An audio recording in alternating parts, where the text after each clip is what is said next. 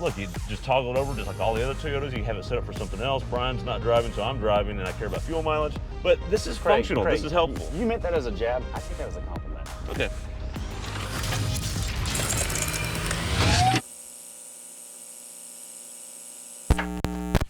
Welcome back to TTC Cars. I'm Brian. And I'm excited. Yeah, I can tell because we are driving one of the best cars on sale today. I said it. Not the best, but one of the best. The Toyota Corolla GR Corolla. We can't forget the GR part. This puppy right here is the Premium Plus 5-door. It is a J-spec, that's official, and it comes out to a $50,443 with destination, but that's what you're gonna pay if you buy one, so we always include destination. Craig, is that too much? Not really.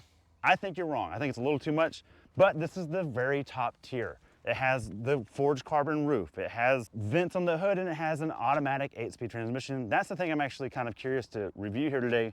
We've had the 6-speed on loan. I've been very close to buying one of these in manual, but I actually find myself getting in a little bit of too much trouble in it because I'm so teenager yaboed out in this thing. It's just so much freaking fun. Let's just get to the stuff right away. Looks, what do you think? You know, it looks like all these cars in the segment. Well, there's too much going on. Too much going on? Yeah, I'm okay with this one because it's broad, it's wide body. Anytime there's a wide body from the factory, it's usually a good thing. And unlike the Civic Type R, you can go to work in this and not get a side eye. That's true. There's not a big wing on the back. And if you know, you know. If you don't, it's just a Corolla hatch that looks kind of different. That's fair. I'm okay with that. That's positive. So you do get actual functional hood vents up here. This is part of the Premium Plus, and you get a bulged hood. The non-Premium Plus doesn't have this bulge here or these vents.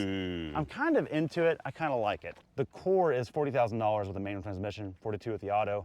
This one, the Premium Plus, is $50,000. It's just a lot of money. It's $42,000 too much. You think it's $42,000 too much? No, I'm asking you. Oh, for you an say auto, 50 is? I think 40 with the manual is very compelling. There you go. That's where I'm at. Okay.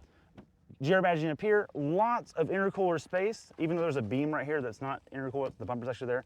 But you do have an intercooler down here, it's pretty cool. I will say there's only one thing I would change in the front, and that would be fog lights. I think it needs fog lights. Yeah, where are those at? I don't know where they're at.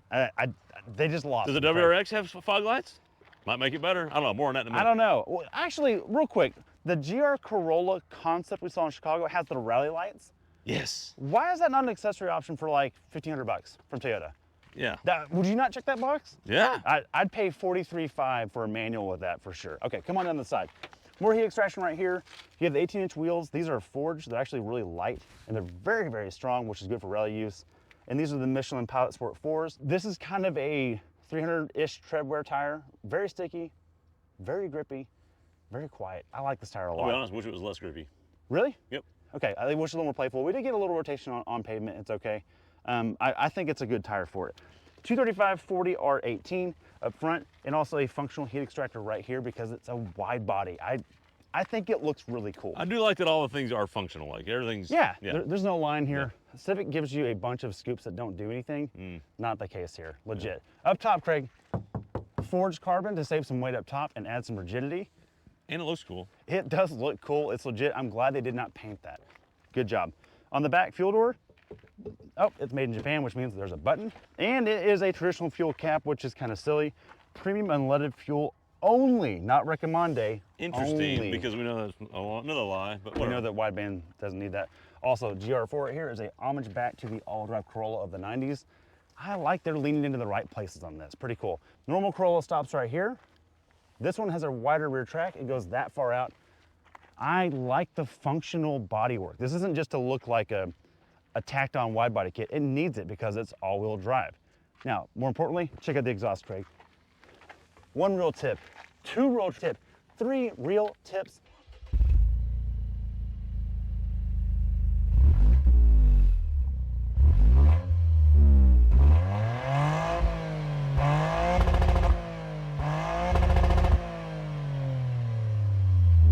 I love how this sounds. How does it sound out here? It's fun. It's fun. I love when you turn it off, you can hear each cylinder slowing down till the pistons stop. Let's check out what's up front. All right, boys and girls, the reason why we're all here, it's more than just a Corolla, it's a GR Corolla, baby. And this hood is extremely light. Where's the proper height? Even though it's bulging. Oh, hey. Those bulges, Craig, no way it added to the bulge. All right, here you go. 3 cylinders of Fury right here. Does this come off? It does. Looks like nothing right there, but it is 1.6 liters with 300 horsepower out of 3 cylinders. Craig, do the math. That's a lot. 100 per cylinder. 100 horsepower per cylinder. We hear about per liter all the time. That's probably like a 98-ish per liter. 100 horsepower per cylinder is a lot to ask. How many cars do that from the factory? Do any? Well, you can go to like exotic stuff, I'm sure, but not many. I can tell you right now, Hellcats don't do that. Right. That's probably all you need to know. 295 horsepower. This is paired to an 8-speed automatic, which Toyota says is programmed to be very good, and we're going to find out in a minute. It's also matched up with all-wheel drive, multiple splits, multiple traction modes. We'll talk about in the drive. Let's talk about interior with Greg right now. All right, let's check out the GR Corolla interior. There is some different things back here, Brian, believe it or not. Let's open it up and check it out. And, well, right here, see this bar?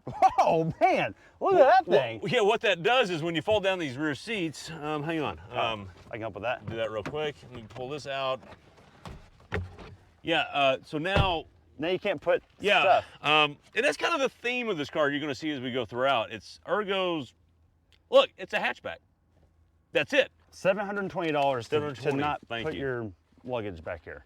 But it does make it stiffer. Do you notice that more on the ride and drive? We'll get on that yeah, ride we'll and get on the drive. ride and drive. Okay. Yeah. All right, let's check out the rear seat, which we have because the Marizo edition is gone for this year. Let's start with the door. It's a door. Let's get in the seat. It's a seat. Okay. It's got an armrest. Okay. It's actually a hatchback. Can you fit back here? I fit good. Okay. We don't care if you fit. Let's move to the front. Oh, okay.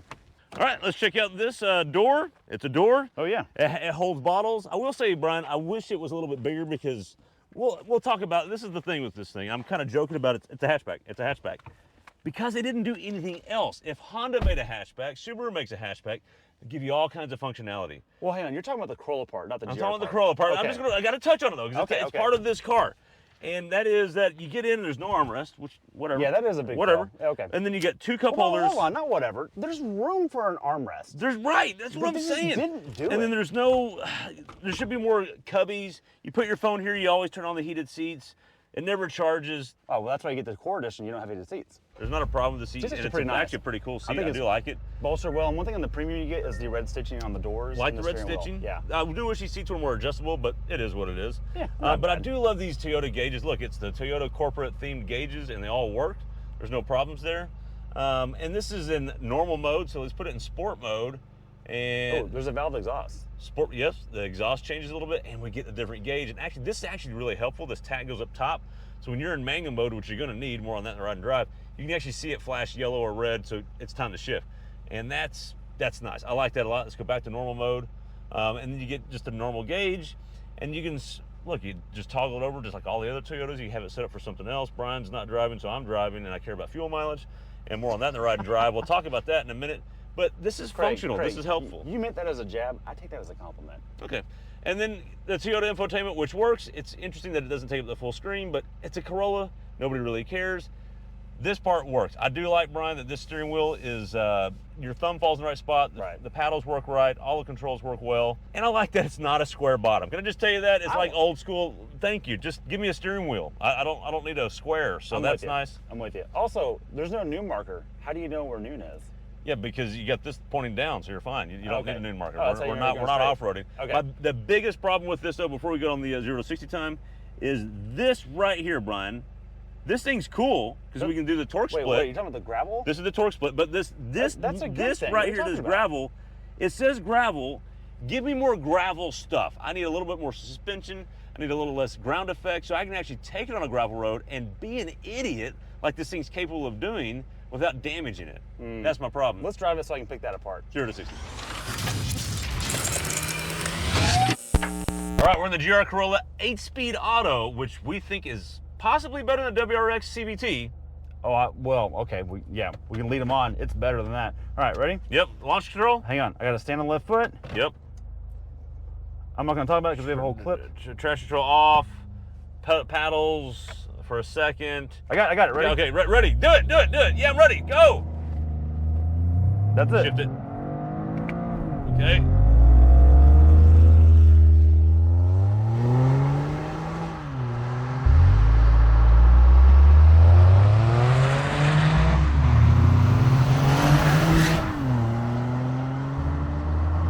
That's it. Shift it.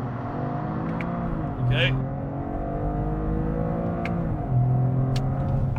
Okay, 3 shifts in manual mode. Okay. Okay. 7 seconds with me in the car. First of all, what were you expecting out of the auto? I'll be honest with you. In modern autos, I expect them to be better than manuals because everybody says manuals. That's why manuals are dying. Got it. What did we do in the manual GR Corolla last year? With me in the car, 5.5. Without me in the car, 5.42. That's a pretty good number because the best I got with this, with launch control, was 5.67. What? This is slower than the manual for us. What? Yeah, you got it. Now without why does anyone get auto now? Without launch control, I consistently got just under 6 or right at 6. So launch control doesn't really. It does help some. It does help some. Yeah, okay. It does. But the manual helps more. That's what I'm getting at. What? The manual helps more. So because normally we're all told that manual's going to win because it's not as fuel efficient and it's slower. Well, hold on. You're right. What about fuel efficiency? What you drove this good a point. lot. What did you get? Good point. I got some good speeds, some Texas highway speeds. Yeah. Some healthy Texas highway 80-ish, 75, 80-ish, right? Or more. What was your best? My best was I got like 30 miles a gallon driving to work one day, and I sent you a picture. I was like, I'm doing something wrong. You got 32. Oh, that's right. That's right. That's respectable. That's really good. But then when I was driving irresponsibly, I got like 27, 28, Brian. How'd you do that? I don't know. Okay, because when I had this in manual last year, I was getting like 23, 24. Okay? Which is also still pretty good. But being a monkey. Okay? Right. All right, so let's get that all the way. In manual, it's very dangerous because I find myself almost going to jail a lot, which Toyota's not going to want to hear that. What I mean by that is I find myself being a complete hoon or wanting to be. Because it'll let you do it. And the gearing in the manual is super entertaining. In expert mode, everything's off. Yeah. It's a great car. Yeah. The auto doesn't ruin that. It's not gone. No. But it takes away some of the connection you have as a driver. Sure. Whereas let's bring up competition. Now's the time. Yep. You've got the dual clutch auto Elantra N. Yep. The dual clutch GTI. Yep. Not the Golf R, although this is Golf R money, so you could say Golf R, which we haven't tested the Golf R, so we're not going to comment on that. What else is in this? Oh, WRX. WRX. CVT. Yep. Okay. If you want autos. If you want autos. If you want manuals, they all have manuals. So, Civic Type R is a manual, so it's out. Right. I would, look, the Golf Type R is a compelling option because it's also all-wheel drive. And also $50,000. And also $50,000. And WRX is all-wheel drive. I'm going to eliminate the Elantra because it's front-wheel drive. Okay, so, let's whittle it down. So if we're going to all-wheel drives, I think... In autos, the Golf R has got to be considered, but we know if you're keeping it long-term, like a lot of Toyota buyers do, that DSG is going to be problematic at some point. It'll just need more maintenance in this world, more care and feeding. This is just going to last forever because it's Toyota automatic. Right. Okay, all it being covered, I think this is in that priority list. My number one for $50,000 is going to be Golf R. Number 2 is this. Number 3 is CVT WRX. So we've answered the question. It is better than the WRX. Yes. Mainly because of that stupid CVT. Definitely. And I think one of the things which is a good CVT for a CVT. Sure. And we've talked off camera about this. This car is kind of like doesn't lead any of the check boxes, but it doesn't lose in any of them really. Right. So right. all together, it's very good. It's a good package. Yeah. So, anyways, also off camera we talked about it, or maybe on camera. More horsepower than a Hellcat per cylinder? Oh yeah, definitely. Yeah, it is. Which is unbelievable. Wild. So let's get to the auto real quick a little more. I want to talk about that. In manual mode, its shift times are really good. It's not like it's a slush box. No. It's not. But it doesn't give you that pops and crackle crispiness you get from the others. Do wish it was on boil a little more. Yeah, that's fair. That being said, great car. I'm so glad it exists. Ride and drive real quick, we'll get that out of the way. That has unchanged from the manual, but the steering quickness, I forgot how quick it is. I'm glad that exists. I feel like the front darts in really well. The ride quality is a little harsh. A little bit desired, but you're buying a track car. Right, but it handles well. And it's not like knocking your coffee out of your hand, it's just spilling it a little bit. It handles well enough. Look, someone to drive this in the city, they got to share it with a spouse that doesn't want to drive a manual, maybe. There you go. Or you just don't want to drive a manual and you got to drive in traffic. This is a good option. You get all the WRX stuff, heated wipers, all-wheel drive. Right. But none of the baggage that kind of comes with WRX. No Monster Energy, no vape pens. Yeah, some of the stereotypes that come with it. Fair. Gone. Fair. This is a little more mature, and I like that. One more thing I want to get to, Toyota's made it very public. They will make changes to keep sales up year over year. I like that. The GR Supra is in trouble for sales. The GR86 is not. This is somewhere in the middle. If this gets more people buying them, I'm all for it. I'm glad it exists. GR Corolla is sick. Such a fun car. And I'm excited about the Celica coming soon. We got a video on that too. Thanks for watching. All right, Craig, let's go through the launch control modes if I can remember. All right, foot all the way down really Yep, hard. yep, foot all the way down really hard. Okay, now you gotta put it into drive. Put it in drive. Or manual. Okay. Put it in sport mode. Sport mode. You gotta go through this, okay, yeah, take it out and put it in the sport mode. Okay, sport mode. Okay, now traction off. Traction off. Now let the thing clear. Okay. Hit the back button. Okay. Okay. Now, pull both paddles. For 1 second. Launch ready. Full throttle. Dump the brake.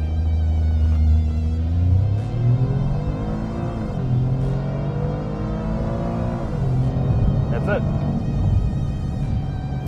Now we're gonna do not launch control. It's still in sport mode. Yep. Okay, we're in sport mode. Yep. It's in drive. Yep. I'm gonna turn traction off so it's in expert mode. Now just brake boost it and dump it. Just out for quick. Dump it. Gives you a little more boost on the throttle. Okay. Not much. But then you rip pretty quick to 60. I mean, okay.